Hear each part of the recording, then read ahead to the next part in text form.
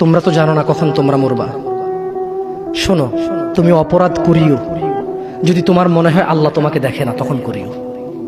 তুমি অপরাধ করিও যদি তোমার মনে হয় আল্লাহ তোমাকে জিজ্ঞেস করবে না, তুমি নিশ্চিত বেঁচে যাবা। তুমি অপরাধ করিও যদি তোমার মনে হয় যে আল্লাহ তোমার জন্য জাহান্নাম নির্ধারণ করবে, আর তুমি আল্লাহকে বলবা আল্লাহ আপনি বললেই হবে নাকি আমি জাহান্নামে যাব। যদি এই ক্ষমতার অধিকারী হও তাহলে তুমি অপরাধ করিও। তোমাকে বলি, মহিলা, মা, বোন, চাচা, চাচি, নামাজ ছাড়া মানুষ মুসলমান থাকে না। ওয়াল্লাহি আমি বলছি না কোথায় বাঁধবেন, তর্ক পরে। আমি বলছি আপনি নামাজটা স্টার্ট করেন। আমি বলছি না যে তারা ওই 20 রাকাত পড়বেন না 8 রাকাত পড়বেন। আমি বলছি যে আপনি পড়েন, 2 রাকাত হইলেও পড়েন। আমি বলছি যে আপনি ঈশার নামাজ 15 রাকাত দরকার নেই, আপনি শুধু 4 পড়েন। আমি কি বলছি সুন্নত বাদ দিতে?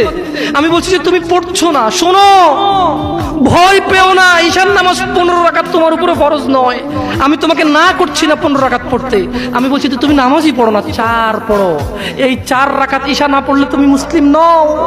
3 রাকাত মাগরিব না পড়লে তুমি মুসলিম নও। 4 রাকাত আসর না পড়লে তুমি মুসলিম নও। দেখো, আমাকে দোষ দিও না। বুখারী খোলো, সালাত অধ্যায়ে যাও, আযান অধ্যায়ে যাও। আল্লাহর নবী বলেছে তারা ওরা কাফির, ওরা মুশরিক, ওদের আর আমি মুহাম্মদুর রাসূলুল্লাহ সাল্লাল্লাহু আলাইহি ওয়াসাল্লামের উম্মতের মধ্যে পার্থক্য হচ্ছে নামাজ।